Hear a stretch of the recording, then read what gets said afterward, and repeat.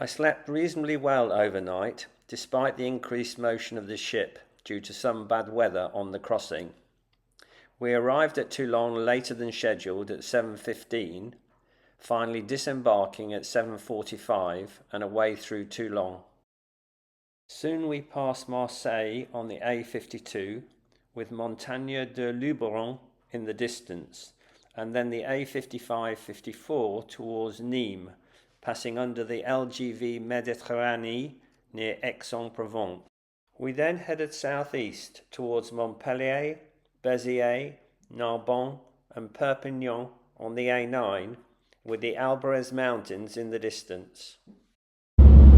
It was not long before we crossed the Albarez Mountains, leaving France and into Spain at 12:45, before journeying onwards on the AP7 towards Barcelona.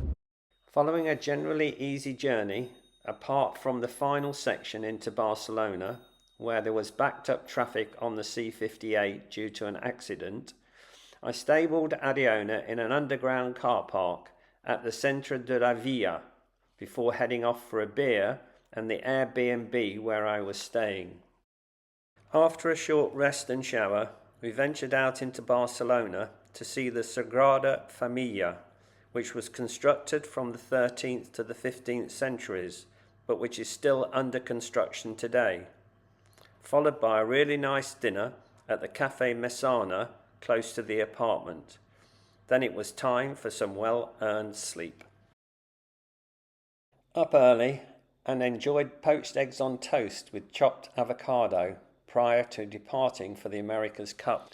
We headed out from the apartment through the Parc de la Ciutadella, in which Zoo de Barcelona is situated, towards the base for Britannia around the port of Barcelona. We then visited Britannia's base, where we joined a tour of Britannia's shed and finished on the dockside for the dock-out of Britannia to compete in the first two races against New Zealand in the America's Cup.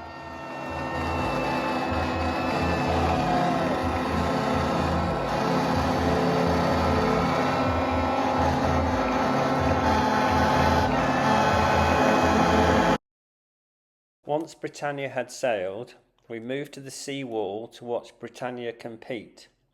Sadly, New Zealand won both races, so New Zealand are 2-0 up in a 13-race series, with the first to 7 winning the America's Cup.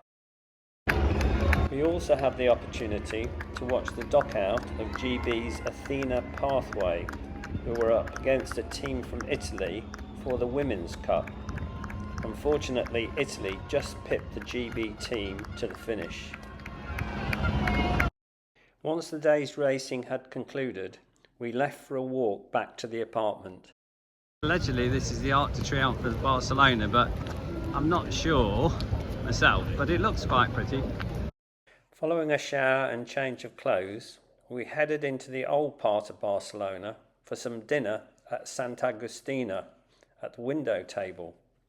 Following a birthday dessert and song, we then headed back to the apartment after a really enjoyable day.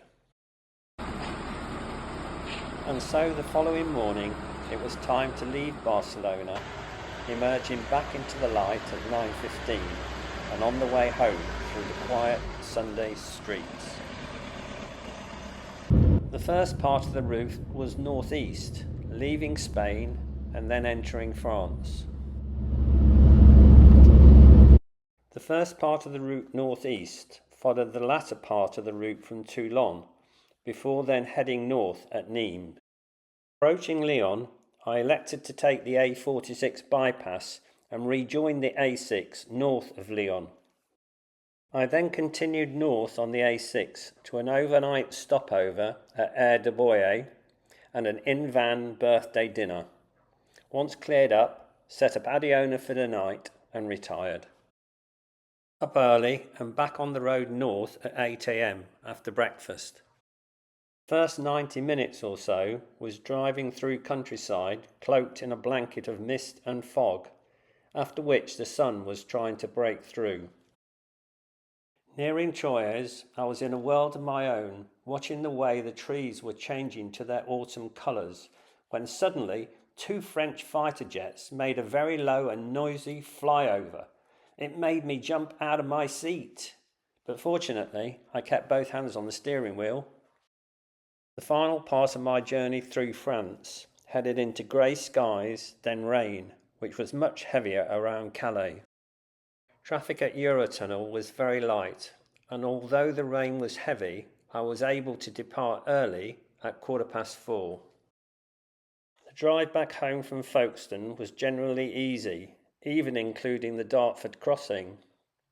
I got the bags and bedding out of the van and retired, gratefully, to my comfy bed to reflect on another amazing adventure. Relevant links and supporting information can be found in the description. If you have enjoyed following me on this my latest adventure, please click the subscribe button, as I intend to upload some more of my previous adventures very soon. Thank you again for your continued support.